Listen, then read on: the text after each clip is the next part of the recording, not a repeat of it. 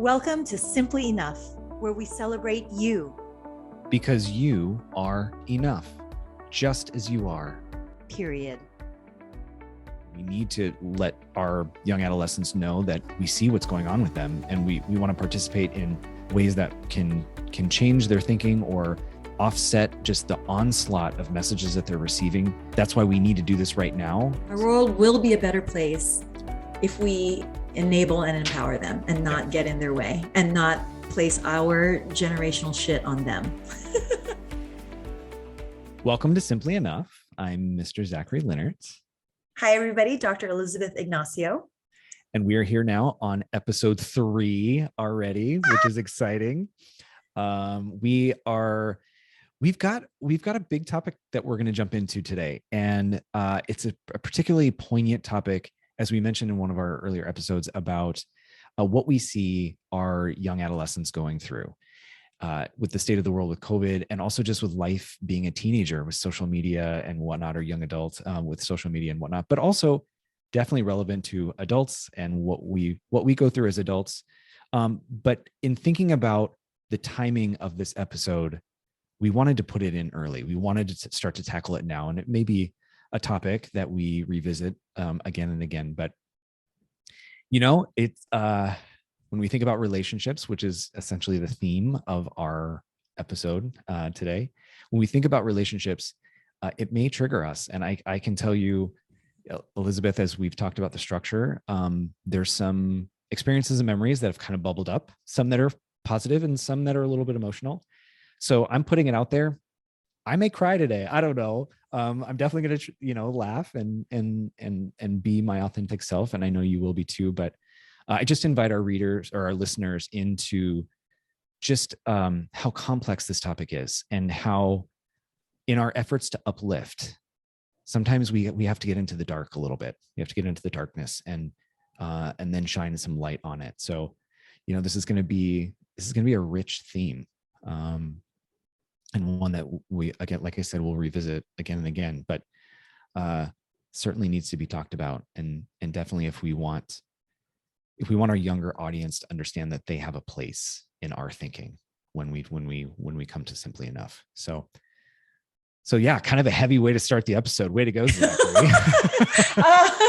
So important though, relationships, and, the longest relationship one has in one's life is a relationship one has with one's self. And, that's who you bring. You bring yourself into romantic relationships, friendships, work relationships. Mm-hmm. And if that can be as clean and as whole and as grounded and as sure as possible, again, that's how one can show up best for others. And the topic of our episode being, or topic of our edit that, but the title of our podcast being Simply Enough, period, meaning just as you are, period. Simply enough, that's something that we want to espouse. We want it to be a mantra, because right now what's pervasive is an internal feeling of not enoughness.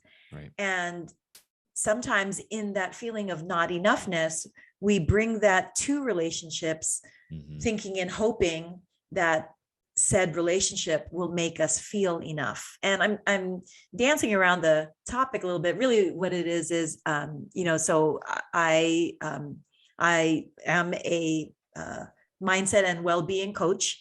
And to my own surprise, my clientele, to my own surprise, has spanned all demographics, really, men, women, executives, teenagers.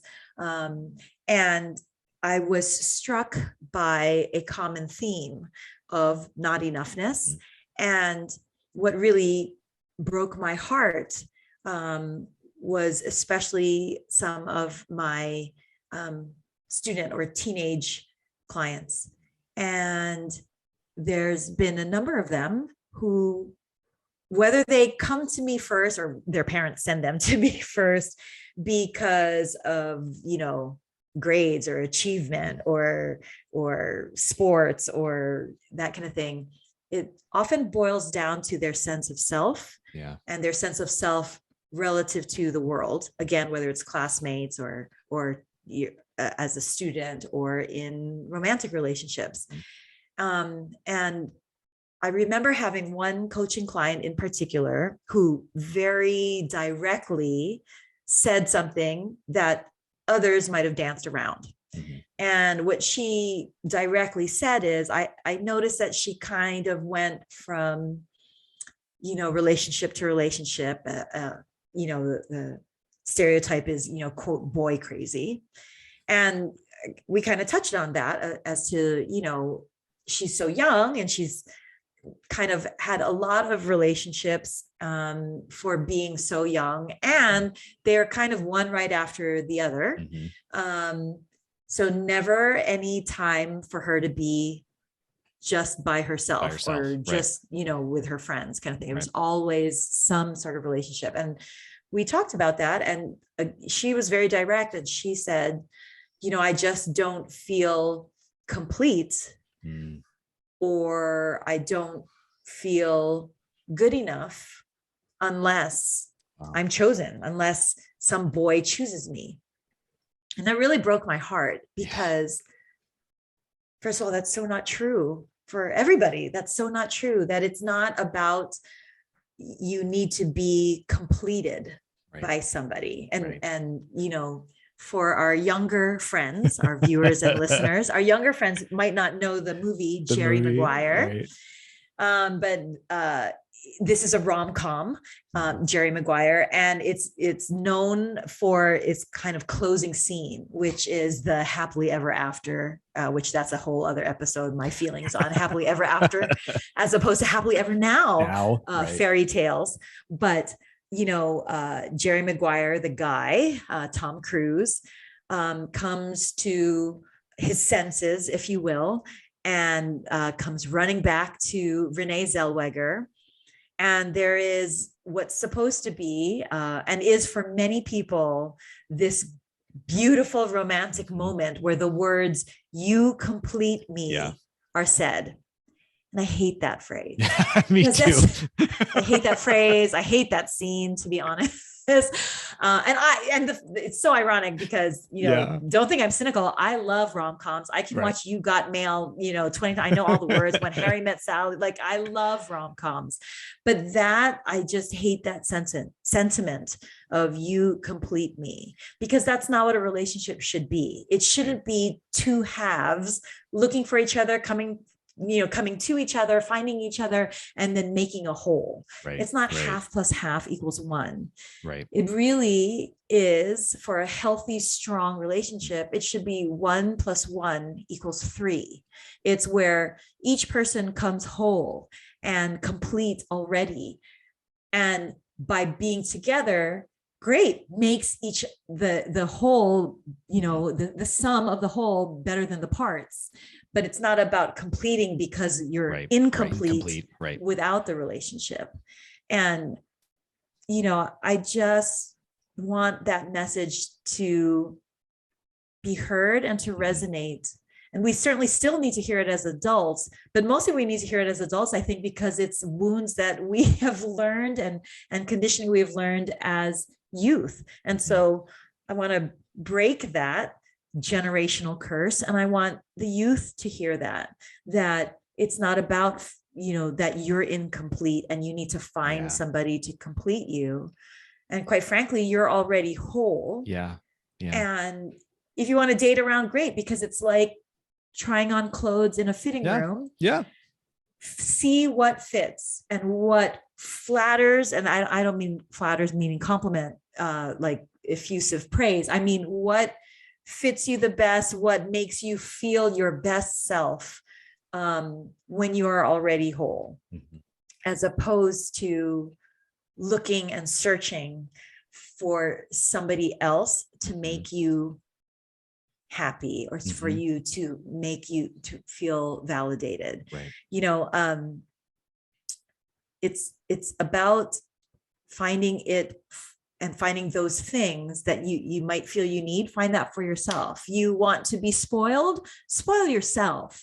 You want to be validated, validate yourself. Right. You want to date yourself first. Because that's especially our youth, that's what you deserve. And Yeah. in terms of relationships, again, not just romantic, although that's the most glaring one, because that's where people are trying to find themselves, but also, or think that that's where they're going to find themselves, is, oh, once I have a boyfriend, once I have a girlfriend, once I have a significant other. But even in friendships, it's not about, shape shifting to fit in, like we talked about in previous conversations. It's you're whole, and you are simply enough as you are, and find the flock, birds of a feather flock together, find your flock where your best self can come out. And finding validation in the number of followers that you have, the number of likes that you have on social media, that's not a relationship. And multiple scientific studies have shown that, actually, that in looking for validation in the number of followers and the number of likes, it actually is inversely correlated to a person's sense of self, a person's sense of self-fulfillment, and directly proportional to levels of anxiety and depression, because of that lack of true connection. So an internet connection is not the same as relational connection. Sorry, I'll step off my soapbox now. I just feel so passionate about it. And I want our youth, where there's an epidemic right now, especially with COVID, there's an epidemic now pointed out by the US Surgeon General just a month ago, that put out a 58-page report on the crisis of mental health in our adolescents. This sense of self-worth and self-love and self-empowerment is so important to be heard, and not just heard and not just listened, but internalized and empowered as individuals. Yeah. And when we look back to the previous episode about external labels, the idea that if you are in a relationship, or you've quote found that person or your soulmate, and we'll talk about that in a second, right? That you are now somehow you have arrived, that you are now whole, you are complete. I mean, that is, and if you don't have that, like, what does that do to just your own like confidence and your belief about yourself, or that you are somehow like, you're not living until you found somebody, right? And that just, to have that at 15, 16, 17 years old, and the tremendous amount of pressure that I experienced, I know when I was a kid, to have a relationship, what was just, I can't imagine what my life would have been like if I had a greater sense of like confidence in myself and who I was, and if I dated myself, and what relationships maybe I wouldn't have had in my life because I held on to them thinking that they served me in ways that they actually didn't. I'm really glad we're bringing this up today, both as advocate for children, but advocates for children, but also advocates for adults who have to unpack this. I mean, as a young queer child, like, relationships were in some ways set up for me, and forgive me if I get a little emotional about this, they were set up for me as a way to distract people from maybe some suspicions they had about my identity or whatnot. And then I would use romantic relationships, to distract people from any potential knowledge that they knew that I was, queer, or questioning or figuring out what my identity was and my attraction to, same sex and same gender. And that was just, it was so exhausting. It was so exhausting to feel so alone in a relationship with a girl at the time that didn't feel right. But I kept that relationship in order for other people to see me as straight, because I realized that straight was right and anything not straight was wrong. And just the amount of mental gymnastics and time that I wasted, right? Contributing to this belief that a relationship was what was going to serve me and also protect me. Just, I don't necessarily wish that I had the time back because I like who I am now. You know, I'm a work in progress, but I still like who I am now. But if we can break that cycle for our younger generation, especially in this time of COVID, we need to do it. And that's, I think, why we're bringing this up today. So sorry for getting a little personal there. So Okay, first of all, personal is the whole point of not only this podcast, yeah, but our relationship. And so thank you for the privilege of being able to listen and witness to you saying that. And I'm quiet right now, mostly just because I'm giving you space and grace in honor of what you just shared.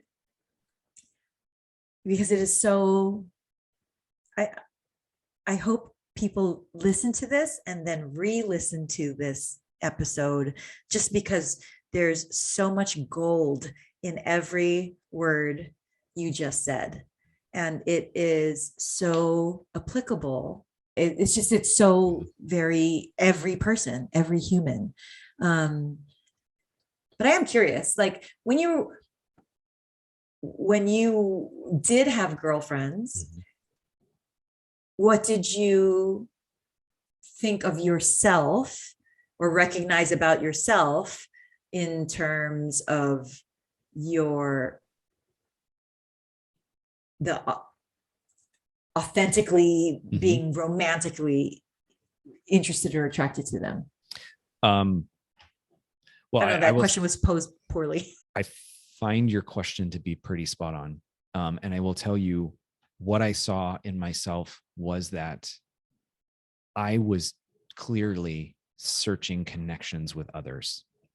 And what I did recognize at the time was the only way to have a connection with somebody, at least this is the message that I internalized and adopted, the only way to have a connection with somebody was to be in a romantic relationship with them.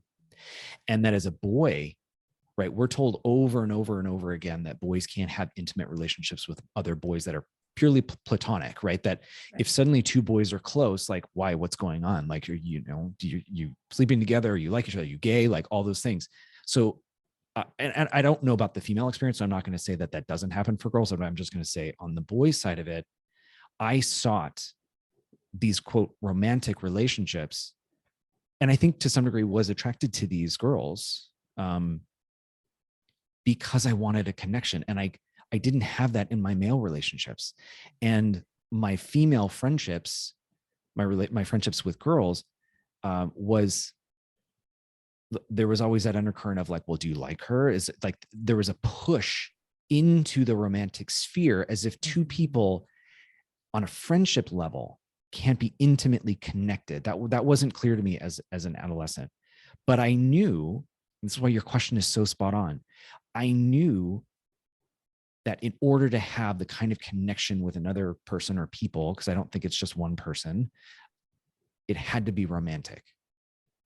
I now know differently, but at the time, that was the access. That was the key. Like I couldn't go into that room unless it was labeled, boom, we're boyfriend and girlfriend, boom. Okay, now I have the person I can talk to when I'm upset about what's going on at home, or, or like, and compounded by the fact that I was like chubby, right? So I was a chubby kid. And then there was even the layer of like, well, you can only be in a relationship if you're pretty or if you're fit or if you're this. And so now I'm like, okay, well, I'm feeling really self-conscious about my body and whether or not I'm handsome or not, or whatever. But if I'm in a relationship, okay, I've made a connection with somebody and I'm attractive. Yes. And that's kind of what my coaching client was kind of alluding to, is like, well, I don't feel pretty and I don't feel seen unless I have a boyfriend. And thank you for explaining that. You hit that so well. And as much as we're talking about our youth, again, like you brought up at the beginning of this episode, introducing it, like this is permeative in adulthood. Yep. And I even think in this celebrity obsessed society, Halle Berry, who, Oscar winner, gorgeous, she was asked by an interviewer, because she's had a number of relationships. This is literally the question that was asked her. And this is just like a couple years ago. She's in a relationship now. And I don't know if it's the same one at the time when she was asked this a couple years ago. Not that that matters, but just a couple years ago, this gorgeous, brilliant, Oscar-winning woman was asked, why can't you seem to keep a man? So you're single again. Why can't you seem to keep a man? And I don't remember her exact answer, but it was a powerful answer. I just don't remember her exact words, but it was just kind of like, what do you mean, why can't I keep a man? As if that's my fault and my problem, and there's something that I did wrong. Maybe I just don't like the ones that I've had, which is true, right? So maybe who's to say that she's like, tried this on, not a good fit. Thank you very much. But I'm not going to, stay in a relationship where I am not feeling my best self. Yeah. But yeah, that's just, 2020, in the 21st century, that is a question posed a woman in her 50s, very accomplished. Why can't you keep a man? Because there's so much validation in whether or not you're in a relationship. Yes. So to what I said earlier about, I can't speak for the female experience. I'm curious. I'm going to flip the question back to you. I'm going to start with one kind of big question, and then I would love to know what your experience was like as a woman growing up. Would they have ever interviewed a man with the same question? And if they wouldn't, which is I'm leading the question because I think I already think I think everybody knows the answer. Yeah, the answer to that one, right? but thank you for asking the question. Seemingly open-ended question that I already believe I know the answer to. Why? Like why the double standard? We can impose this on girls and not on boys, or vice versa, or similarly, why can girls have close, intimate relationships with other girls, but boys can't? Because then, suddenly there's got to be something else going on. Why the difference? And then what was your experience like growing up as a female that may correspond or connect or be a different experience than your coaching client? There was a lot in there. Yeah, I was like, one question. How long do we have? No. That I can't, obviously it's such a kind of big, almost rhetorical, universal question that I can't answer the why completely, but I will own that, I'm going to own the female side, the girl side, to perpetuating it. Actually, there is that. And it's perpetuated partly because it's imposed on us, but then when we swallow it and we don't observe and examine and question, which is happening now more frequently, thank God. Yeah. But, certainly it's perpetuated partly by the double X chromosome by females, in that, the fairy tale story of Prince Charming has to save, and, having to be chosen as opposed to choosing oneself. And honestly, the dumbing down of ourselves in order to be chosen. And what I mean by that, it's not to be offensive. It's literally been shown in scientific research that when you look, and I know you know this, but when you look and measure, for lack of a better word, intelligence, IQ, creativity, and self-confidence in boys and girls in lower school, it's actually equal. If not, I'll say it, a little higher in the girls when right. They're younger. And then around the 12 or 13-year-old mark, because they become then more socially aware and live a little bit more comparatively and relatively, as opposed to their individual sense of intelligence and competence and confidence. Literally at around the 12 or 13-year-old mark, that's when we see girls, quote, dumb themselves down. Why? So that they are approved, chosen, liked by the boys. So it becomes ingrained upon us, and then we swallow it, and then we perpetuate it. And what I love seeing now is the movement, even in things like Disney, where the story has changed, where, you know, Frozen is about true love between two sisters. The princess does not need to be saved by anybody. Not only does the princess not need to be saved, but the princess actually saves others. Right.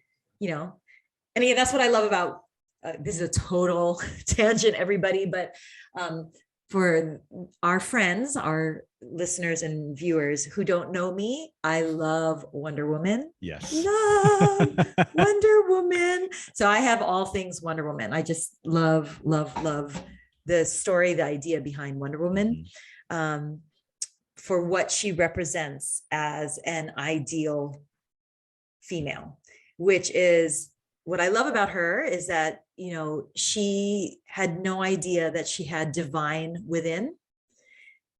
And yet she did. And she, over time, discovered that divine within and embraced it and was empowered by it. But she had to believe it and recognize that divine within herself. She's also a strong woman who, when recognizing something needs to be done, get her done. You're going to hear that a lot from me throughout this podcast, but when something needed to be done because it was the right thing to do, she didn't wait to get permission. Right. She took care of things.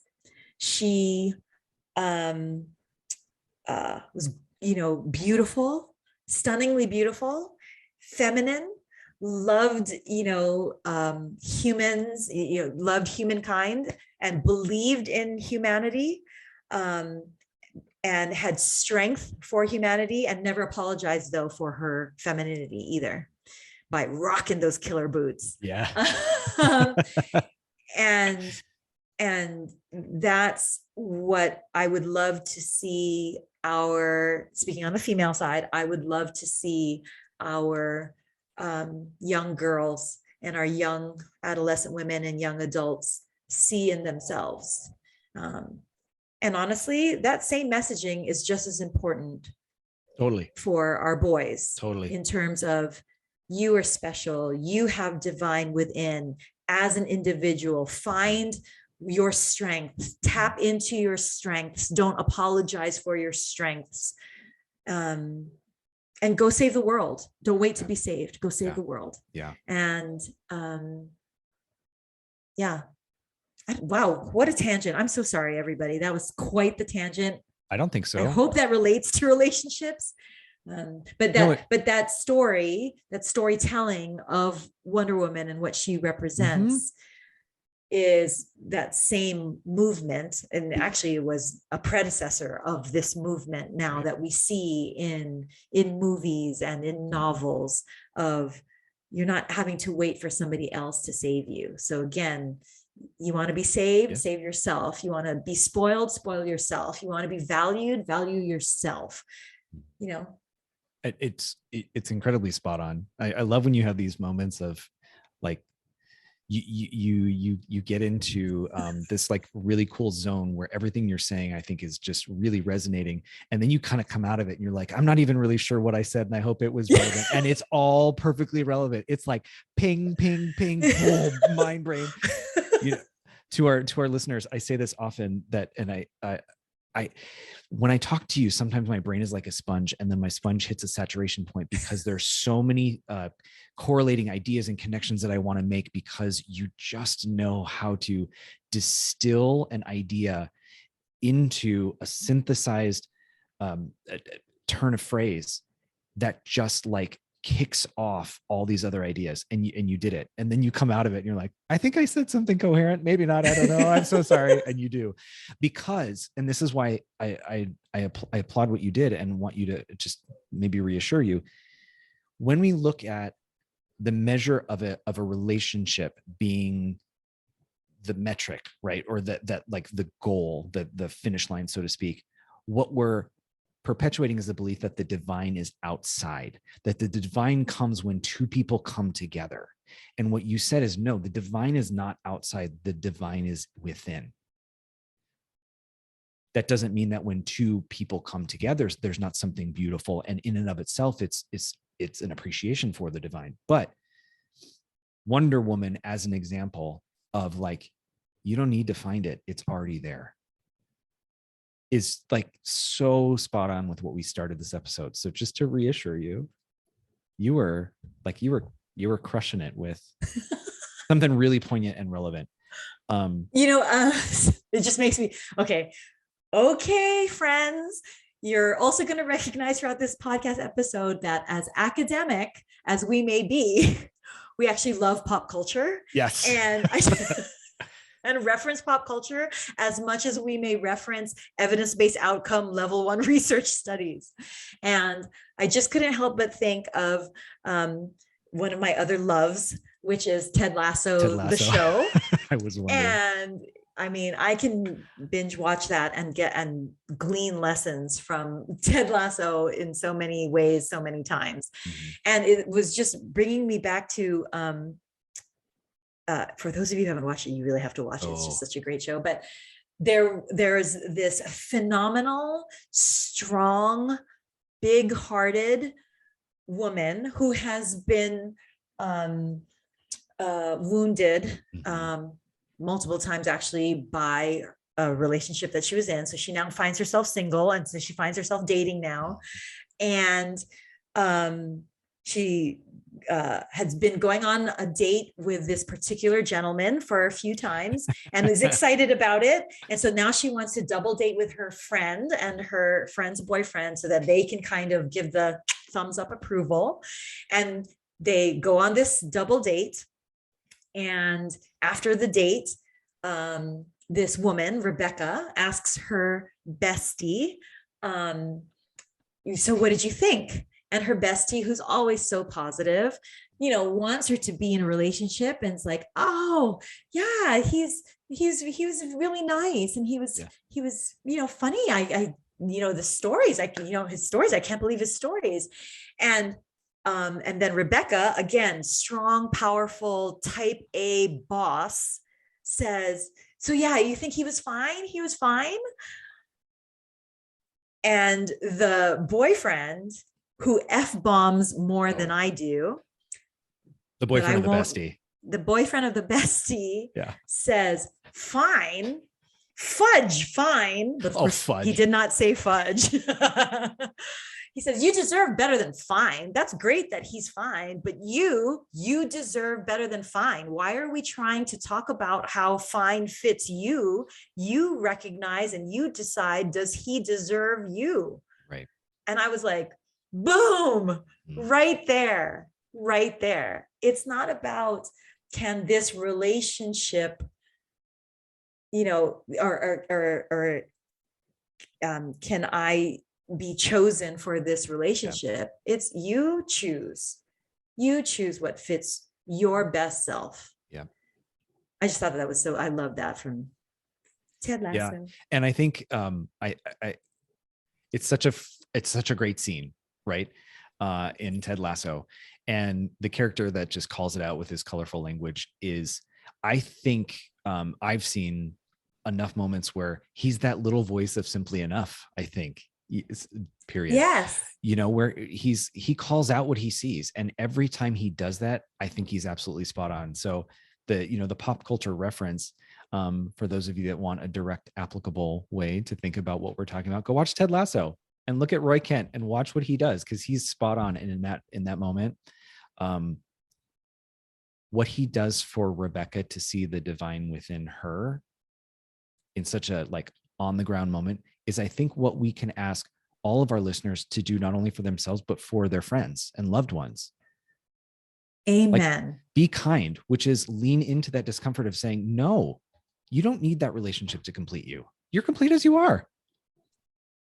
Yes. You know, be Roy Kent, be Wonder Woman for yourself and for other people. Put the boots on. Put those damn boots on. Or loan them to me. I'll take them. I love boots. They look good on you too. So we do try to always end with something actionable. And obviously this is such a big topic that I know that we're going to come back to it.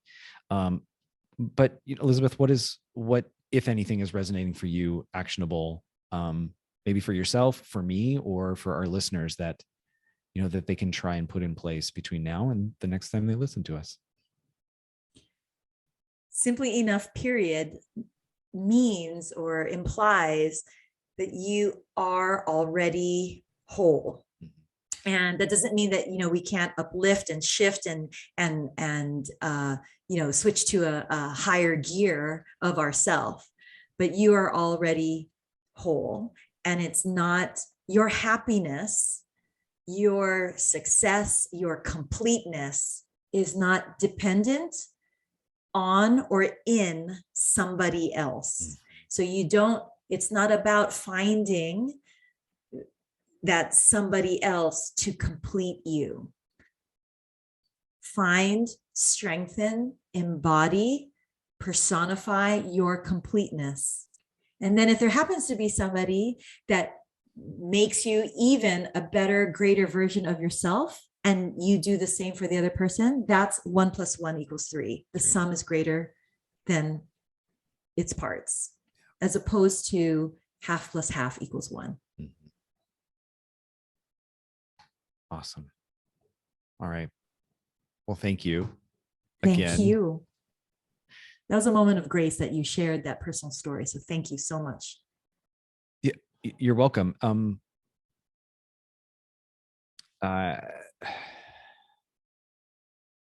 It's only lately that I've started to really feel comfortable talking about it, what it's like to grow up as a queer individual. And I see so much in our younger generation that's inspiring. And I just hope that there's change coming for them, because students who identify as non-binary, or they feel like, you know, the pronouns that they were given when they were born are not the pronouns that, you know, match who they are and see themselves. I just find so much inspiration, and actually that work makes me more comfortable talking about what my experience was like. So in many ways, I know we're trying to help our younger audience feel like they have a place in our podcast, but just my ability to talk about that is a reflection on the inspiration that I find from them. So this is a way of my expression of gratitude for the way that they're changing the world for the better, I see. And if there are ways that we can protect them or help steer them away from some destructive habits or thinking, you know, that reciprocal relationship that we talked about at the beginning of episode 1, or at the end of episode 1, I feel like that's a really nice symbiosis here. So I appreciate you saying that. In many ways, it's just an honoring of the inspiration that I get from kids these days, as the old people say. Amen. You know, some of my own kids, I have a teenager 17 and another teenager 15. My own kids and their friends who are like my adopted daughters and sons. I love them so much. And as I witness their growth, I want to be like them when they grow up, or when I grow up. I want to be like them when I grow up. Yeah. Yeah, I have a niece and a nephew that are similarly aged, and then another nephew who's younger on my side, and then you know, on my husband's side, we have a nephew as well. And just what they go through, what they deal with, and who they are as people. Excuse me, but they're fucking awesome. Yeah. Our world will be a better place if we enable and empower them, and not get in their way, and not place our generational shit on them. Exactly. And with that, thank you for being with us for Simply Enough, period. We love you all. Thank you so much, just as you are.